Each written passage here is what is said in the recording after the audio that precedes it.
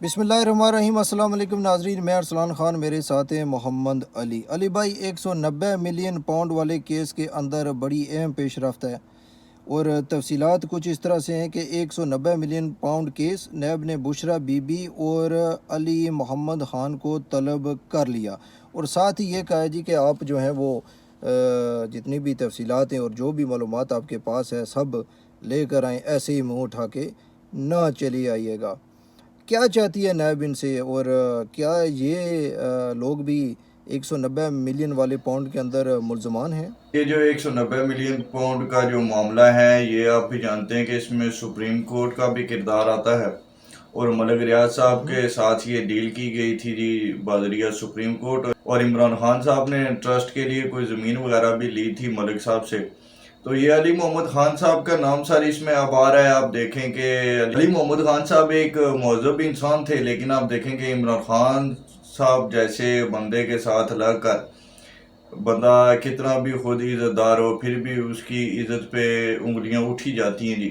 تو یہ بھی اب جو ایک علی محمد خان صاحب کے پاس ایک جو ایمانداری کا ایک بیج تھا، جو وہ محب وطن پاکستانی بنتے تھے، وہ بھی راز اب کھلنا شروع ہو گئے ہیں۔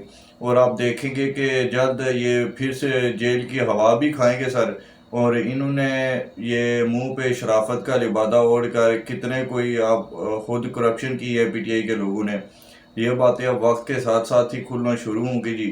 تو سیلیوٹ ہے جی حافظ صاحب کو، انہوں نے سر یہ تمام کام کیے ہیں۔ جس دن سے وہ آئے ہیں آپ دیکھیں کہ نہ تو کوئی جناب علی چور ڈاکو اس ملک میں پہلے کی طرح محفوظ ہے، نہ ہی اسمگلرز پہلے کی طرح اپنا کام کر پا رہے ہیں، اور تقریباً ہر برائی پر ہی جناب ایک شکنجہ کس دیا گیا ہے۔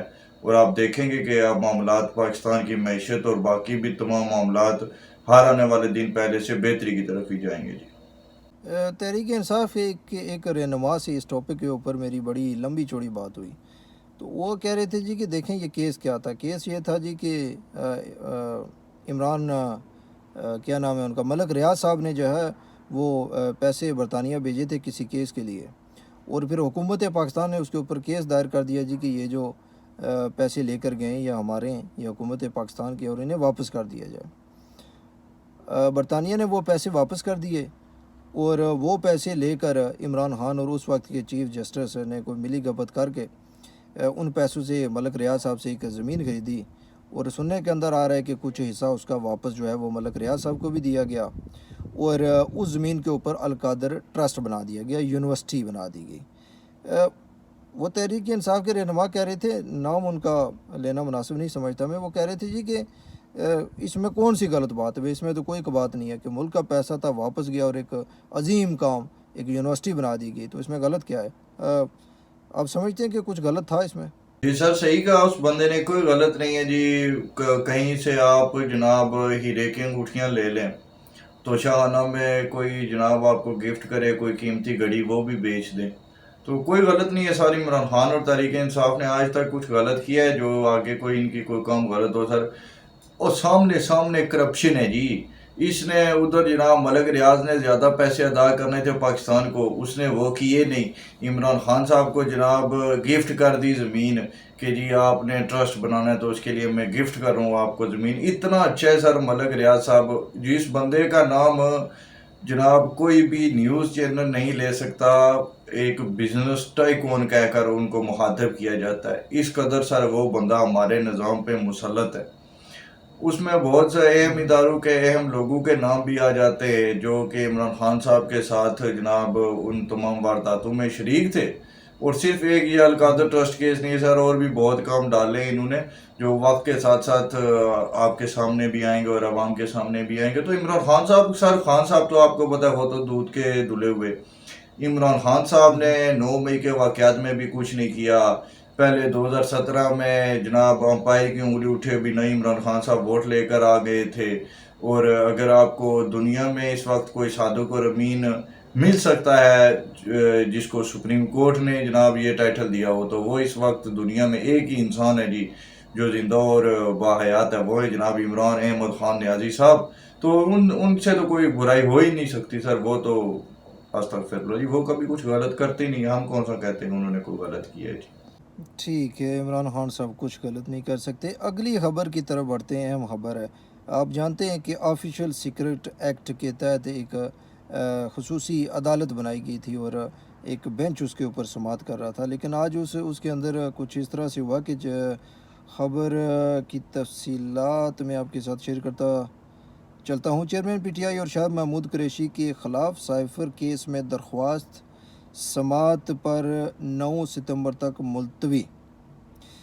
جج ابو الحسنات کے رخصت ہونے پر اس کو جو ہے وہ 9 ستمبر تک ملتوی کر دیا گیا ہے۔ کیا کچھ ہو رہا ہے؟ نہ تو اس کیس کے اوپر کوئی فیصلہ دیا جا رہا ہے اور نہ ہی اس کیس میں سے کچھ نکالا جا رہا ہے۔ وہ جج صاحب تھے، وہ چھٹی پر چلے گئے ہیں، اب اگلی تاریخ دے دی گئی ہے۔ کیوں تاریخ پہ تاریخ، تاریخ پہ تاریخ اور تاریخ پہ تاریخ دی جا رہی ہے؟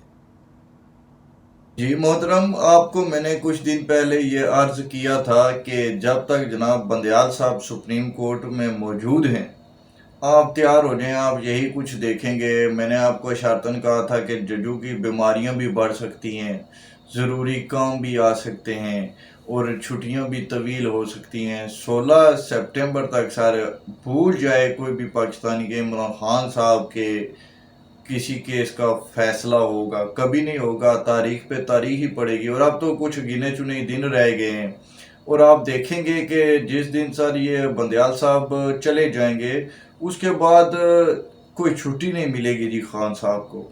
عمران خان صاحب اور ان کے وکلا سر ترس جائیں گے کہ ان کی تاریخیں شاید کوئی لمبی پڑ جائیں، جج کبھی چھٹی پر چلا جائے، کوئی بیمار ہو جائے، کوئی ایک دن آ جائے جب انہیں کورٹ میں پیش نہ ہونا پڑے، لیکن ویسا دن ان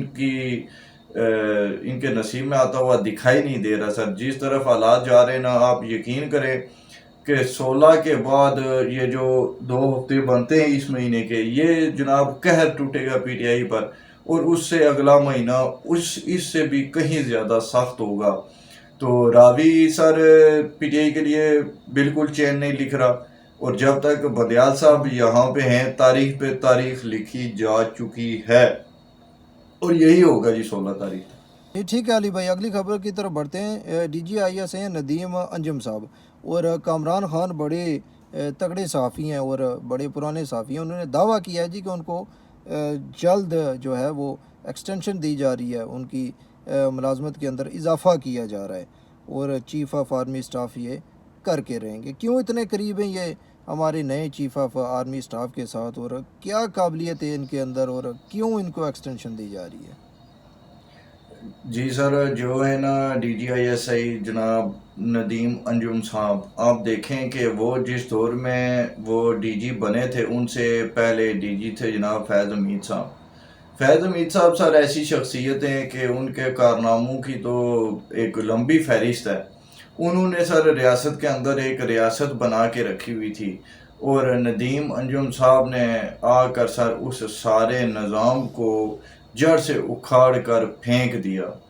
ووٹ آف نو کانفیڈنس جب عمران خان صاحب کے خلاف ہوا تو عمران خان صاحب نے آخری کوشش تک کر لی تھی کہ ملک میں مارشل لا لگ جائے، تو وہ سر وہ تب پی ٹی آئی کے لوگ بہت تھم نیل بھی بنایا کرتے تھے کہ وہ کون تھا جس نے عمران خان کو نکال دیا، اور وہ کون تھا جو بہت ڈائلاگ چلتا تھا نا، وہ سر باجوہ صاحب کا صرف ایک سامنے فیس ہی تھا، ایک نام ہی تھا، اصل میں وہ اگر کوئی تھا تو وہ یہی جناب D G I S I general Nadeem Anjum صاحب تھے، جنہوں نے سارے ان کی ہر ریاست کے خلاف جو بھی سازش عمران خان صاحب نے یا ہمارے ملک کے دشمنوں نے جو بھی سازش رچائی، جناب ڈی جی آئی ایس آئی صاحب نے اس کا بہترین اور منہ توڑ جواب دیا ہر قدم پر۔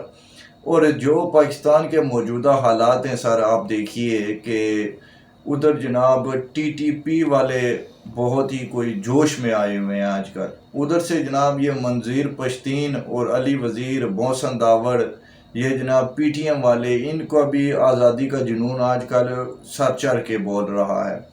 پھر آپ اگر پاکستان میں لیبرلز کو دیکھ لیجئے تو وہ بھی موجودہ جو حکومت ہے یا جس طرح سے ہمارا ملک اس وقت رن کر رہا ہے اس کے وہ بھی بہت ہی زیادہ خلاف ہیں۔ تو سر ان حالات میں جب آپ کو باہر کسی بھی اگر آپ دیکھیں تو امریکہ نہیں چاہتا کہ آپ کے حالات بہتری کی طرف جائیں، انڈیا تو آپ کا 76 سالوں سے کھلا دشمن ہے، باقی سر افغانستان کے ساتھ بھی آپ کے تعلقات اتنے کوئی بہترین نہیں ہیں، یا وہ آپ کا دوست ملک نہیں کہلوا سکتا۔ اگر ہمارے خطے میں آپ دیکھیں تو چائنا کے علاوہ کوئی بھی ہمارے ساتھ کوئی 100% مخلص نہیں دکھائی دیتا، اور اگر آپ خطے سے باہر دیکھیں تو دنیا کو رول کرتا ہے امریکہ، وہ بھی ہمارے ساتھ کوئی اچھی نیت نہیں رکھ رہا۔ اندر کے حالات میں نے آپ کو بیان کر دیے۔ تو سر ایسے حالات میں ایسے انسان کا ہونا بہت ہی ضروری ہے کہ جو دشمنوں کی بہت ساری چالوں کو جناب فیس کر چکا ہو، اور اسے پتہ ہو کہ معاملات کی سنجیدگی کیا ہے اور وہ سمجھتا ہو۔ ایسے حالات میں سر ابھی تک الیکشنز بھی نہیں ہوئے، تو اہم ادارے کی سب سے اہم شخصیت کو ریپلیس کر دینا وہ آلویز اے رسک ہوتا ہے سر۔ تو ہم ابھی اس کنڈیشن میں نہیں ٹھیک ہیں ہے، کہ ہم کوئی نیا رسک لے ٹھیک سکیں ہے۔ جی، کہ کوئی اور فیض تو امید آپ آگے کہنا بیٹھ چاہتے جائے۔ ہیں جی کہ جس طرح کے برے حالات میں پھنسا ہوا ہے پاکستان آج کل، اس طرح کے برے حالات میں ایک سینئر اور قابل انسان کی ضرورت رہتی ہے، اس لیے ندیم انجم صاحب کو ایکسٹینشن دی جا رہی ہے، تجربہ کار کو۔ جی